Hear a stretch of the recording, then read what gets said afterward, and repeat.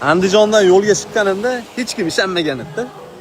Men Xudodan ham sayohat, ham chiroyli safar, ham obunachilarimni xursand qilay, ham o'ylagan maqsadimga yetay deb so'ragan. Xudo xolasa hamma yo'q bo'ldi, havas qilish kerak edi. Men Abror elchini ko'rib, velosipedda Umraga borgan, hozir Afg'onistonda yurganda rosa havas qilgan.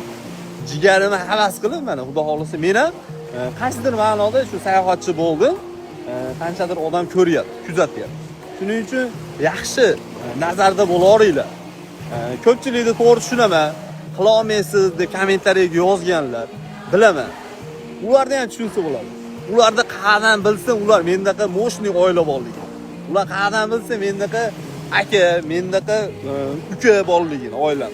Mendaqa qanaqa paddeshga nima qilaman desam, oilamda ota-onam, akam, ukam постоянный paddeshkada turishini ular qayerdan bilsin. Ular bir nima qilaman desa, oilasidagilar bo'ladigan ishni qilsa-chi deyotgan bo'lishi ham mumkin-da. Ancha qila olmaysan sen uddala olmaysan deyotgan bo'lsa, u bola qila olmayotgan bo'lishi mumkin. Shuning uchun aka, siz qayerdan bilasiz yozayotganlar. Menda shunaqa moshniy oila bor. Xudo xolasa Amerikaga nasib bo'lsa boramiz. Hozircha yo'lda to'xtaganimiz yo'q. Mahachqaladamiz. Ertaga Xudo xolasa Dog'istonning shunaqa chiroyli joylarini sizlarga ko'rsatib bermoqchimiz. Hammaga nasib qilsin aka. Hozir nasib qildim. Hozir orzu qildim, niyat qildim. Keyingi safar oilam bilan shunaqa dengizni bo'yida aka, oila a'zolaringiz bilan kelib dam olishdi. Sizga ham nasib qilsin. Agar podpiska bo'lmagan bo'lsangiz, podpiska bo'lib qo'ying.